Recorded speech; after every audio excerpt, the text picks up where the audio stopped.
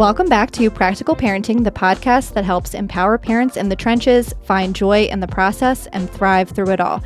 I'm Christina Wales, here with my co-host, Dr. Terry Nguyen, Chair of Pediatrics at GBMC Healthcare, and we are doing our Microdose episodes. These are new episodes we're introducing in between our regularly scheduled programming, where we're going to talk about real-life cases and questions that you, our audience members, have brought to us. So the first one we got is from a mom who has two children, 1, 6, 1, 4, and she says that her youngest, she's noticing some traits. I'm assuming that they have been going on for some time, but big emotions, very expressive and easily stimulated. They're having trouble dealing with frustration, getting overwhelmed really quickly. And, I have seen, especially because I have one of these children myself, highly sensitive kids, there are all sorts of different names for them. But she's looking for some guidance on figuring out, I guess, if this is normal and how she might help her child sort of navigate those big emotions. That's a great question. And yeah, I think of everything in childhood as on a spectrum, right?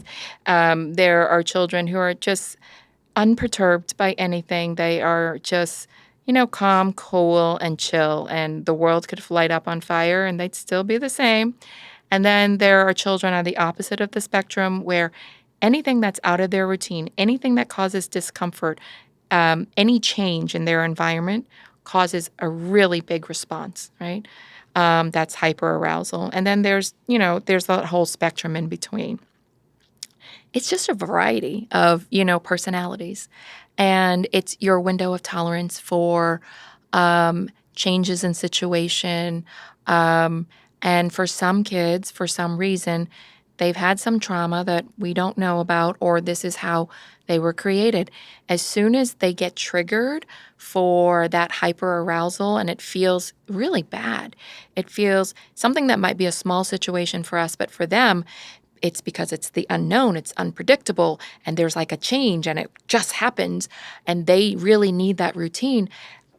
They lose everything. They lose their minds. Their behavior just went from really pleasant to it's Jekyll and Hyde, and you're dealing with a monster suddenly, right? And like, where did that thing come from? Now, you yourself have to pause and breathe and go, it's okay. My child is an emotional child, but that's all right. They're in a hyperarousal. How do I help calm them down?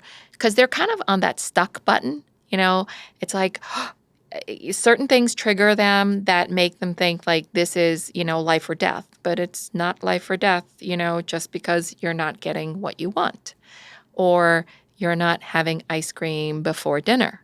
But they didn't get what they wanted, and their thing is happy, sad, and that's it. And then they get stuck on it, though, right? Because the normal state is, you might be perturbed by it and you get upset. You express it and then you move on. But for the kids who have this much narrower window of tolerance, it's like they can't let their hand off of the hot stove.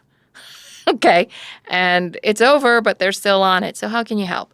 Model it and give them space to be by themselves, because I think at this point the child is really hyper aroused and it's just like they're spiraling and they're spinning, right? If your child is a child who responds well to hugging and comfort in that way, sure, do that, okay? If your child, needs to just get it all out, give them a safe space to do it in their room, whatever, let them spin it out. They have to release all of that energy that was behind that big feeling that they had, okay? It's just like a child who has difficulty going to sleep because they haven't expended all of their energy today because it was raining and they were indoors playing video games all day. They're bouncing around like crazy, right, at bedtime. So this is the child with a narrow window of tolerance on anything that is beyond their level, that's any change to their environment, okay, or what they're expecting. They go from 0 to 180. Mm-hmm. And, if you can accept that this is how they were created, I think it may help have less stress and distress in your household is like, oh, my child is a highly emotional child and their window of tolerance is low. So I know we're going to try to prevent it, but sometimes it's not preventable. And, do they need the comfort around it? Or do they need to just expel and expend that energy and that emotion and then come back? So you have to decide and support your child either way, okay? But when they're calm, you might come back to it and say, hey, just validate their feelings first. Hey, you had a really rough time with that. Tell me more or have a conversation with them and then have them help them find a word to describe that emotion and feeling that they had. Because once you can label it, then you can say it and you don't have to act it out, right? Or you can separate from it. And you can separate from it, exactly. And so helping them build that vocabulary of their emotions is so key, right? And the best examples, you can read all the books you want. Read the books with your children. But really, after they have that emotion, name it for them. And then, model, because you might lose your stuff. I just lost my stuff with my son last night. He's 20 years old almost, and I just had a rough day. And he was just like being his usual self-centered self, waiting for dinner. Like, when's dinner? I'm really hungry. It just worked out. And, I went off the handle. Your window of tolerance was small. Really small, right?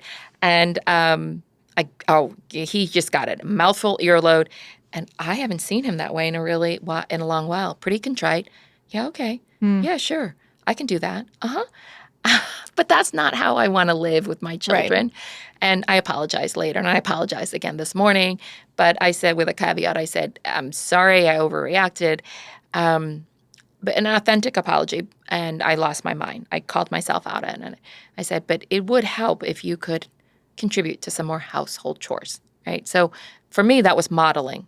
Owning and holding yourself accountable for your action, which was not pretty. And then, but saying, hey, how can we make this better? Yeah. I was reacting to I'm like, what? What the heck? This was like a toddler temper tantrum. Like, I just worked out and I'm really hungry. And why isn't dinner ready? Okay. So, but your toddler or your elementary school child who has their personality, they have a small window of tolerance.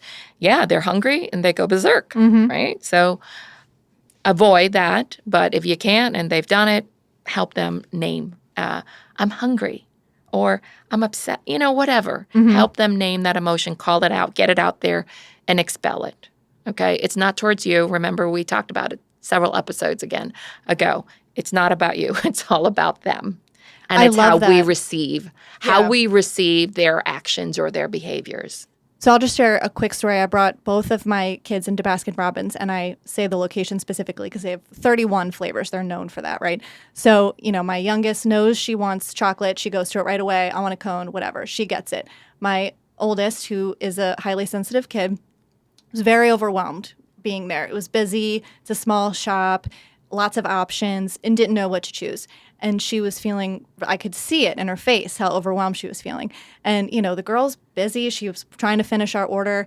And so I think some parents would immediately start freaking out. I know from my childhood, my mom would have been like, we got to go. There's lots of people behind us. We have to get. So I just got down. I turned her away from the crowd. And we just went through the options. And I said, here's what you can do. I know you like these flavors. What about those? Do you want me to choose for you? We just talked slowly and calmly. We worked through the whole thing. The poor girl behind the thing's just waiting for us to decide. My youngest straight up finished her ice cream before we even decided what the oldest was going to get. And so finally she made a choice and she was happy about it. And, I said, thanks for your patience. And we moved on. And I feel like, just my presence and accepting the fact that this was how it was going to go, and we were just going to, it was her thing, and we were just going to let her guide the ship and not force it, because if you do, it's probably going to end up taking longer in the long run anyway, because you're speeding her up and feeling more pressure and just feeding into the anxiety. Right. So rather than that, just kind of let it go, and, everybody can have their opinion about it, I guess, if they want to, but I tried not to care about that and more about what was going on with her. It's beautiful.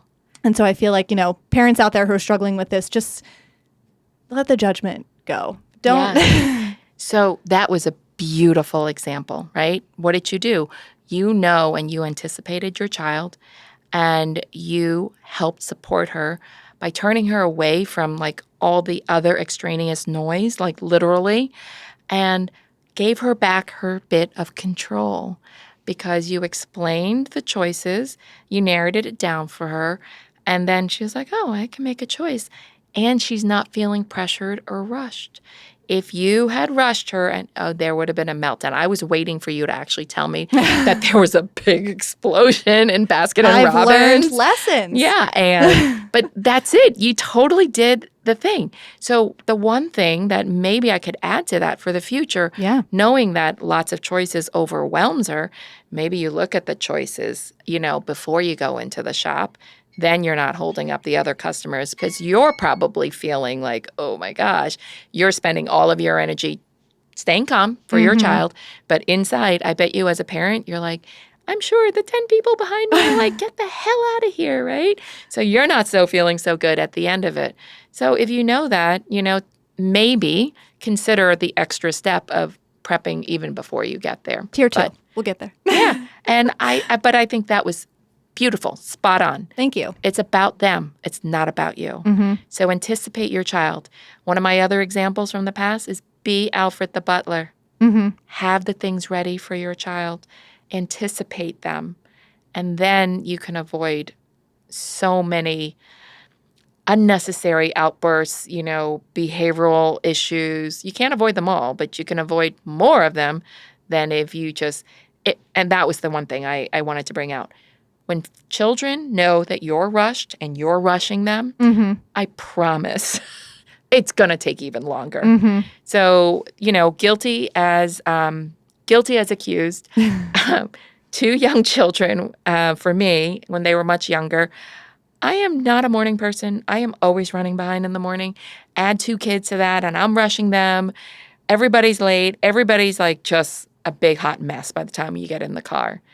I should have learned at some point that if I gave myself more time and the kids didn't feel as rushed, we wouldn't have this explosive morning every single day of my life practically. But now I know better. Better late than never. Well, so hopefully we have helped our anonymous questioner.